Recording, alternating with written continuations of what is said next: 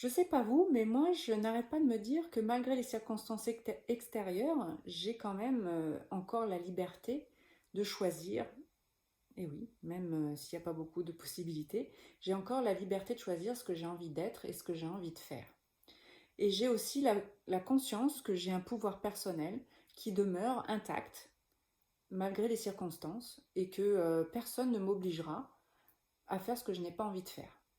Ça, c'est une chose, quelle que soit la situation extérieure, qu'il faut bien avoir en tête, c'est que vous avez encore votre pouvoir personnel. Et vous êtes plus fort que vous ne le pensez. Et vous avez des ressources, même si vous ne les imaginez pas encore. De cette situation peuvent sortir des choses hyper créatives, hyper bénéfiques.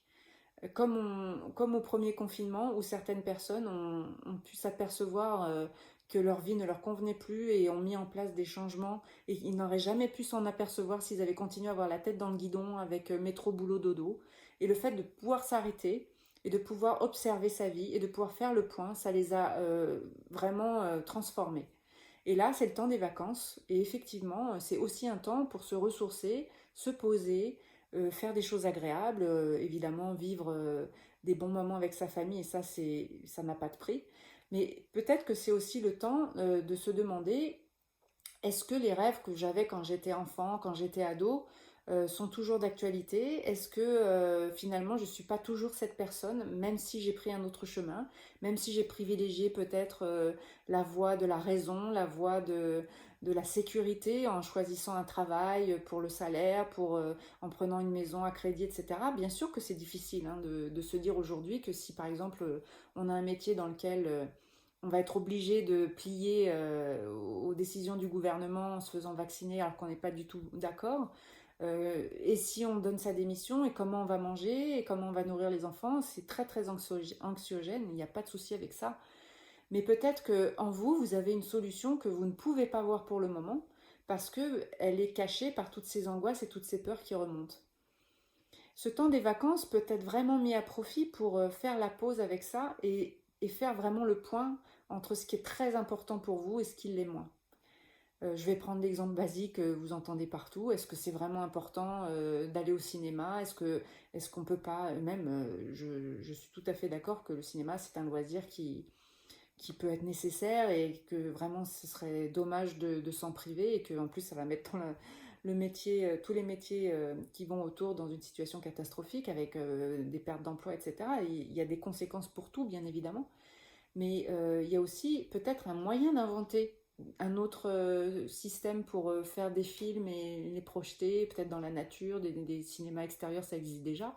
Enfin, il y a plein de choses à créer, à revisiter, à changer, à transformer, pour qu'on puisse continuer à vivre ensemble, tous ensemble, sans faire des clans entre les gens qui sont pour les vaccins, les gens qui ne veulent pas, sans accuser les uns d'être irresponsables, les autres d'être trop des moutons. Il faut vraiment arrêter de faire des clans et de se séparer et d'écouter les grandes gueules et autres. Parce que, alors, bon, enfin, moi, je ne veux pas stigmatiser personne, mais voilà, j'en peux plus d'entendre les mêmes discours pro-gouvernement avec toujours les mêmes arguments qui sont ceux des médias. Voilà, eh ben oui, mais si tu ne te fais pas vacciner, tu ne penses pas aux autres, etc. Prenez des infos, cherchez les sources par vous-même. Confrontez les sources et les infos entre elles pour essayer de vous faire un avis personnel, mais ayez votre propre avis vraiment. Et surtout, contactez en vous ce qui est le plus important et ce que vous aviez toujours rêvé de faire, c'est peut-être le moment de le mettre en place.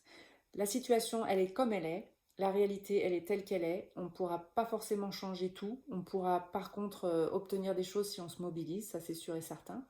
En étant soudés, en étant solidaires, en étant bienveillants les uns envers les autres, on pourra obtenir des choses. Mais si malheureusement on n'a pas la totalité de ce qu'on souhaite, eh ben, il faut faire avec. Et la liberté, c'est aussi la liberté d'être. C'est pas forcément la liberté de circuler ou la liberté d'aller au restaurant. C'est d'être qui vous voulez être et ça, personne ne pourra vous en empêcher. La personne que vous souhaitez être, c'est la personne qui correspond aux valeurs que vous avez, des valeurs importantes, les valeurs hautes, peut-être de solidarité, de fraternité, de générosité, voilà, toutes ces valeurs-là. Ça, personne ne pourra jamais vous les enlever. Donc vous êtes plus fort que vous croyez. Vous avez le choix, malgré tout, de continuer à être la personne que vous souhaitez être. Et pour ce qui est du concret, ça viendra, les solutions vont se présenter avec des idées qui vont germer. L'être humain est plein de ressources et je ne m'inquiète pas du tout pour le nouveau monde qui va se présenter à nous parce qu'on l'a demandé. On a demandé à ce qu'il y ait des changements, donc maintenant on y est.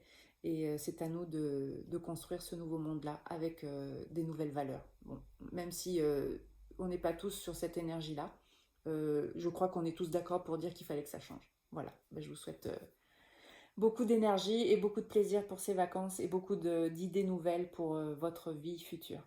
À ciao.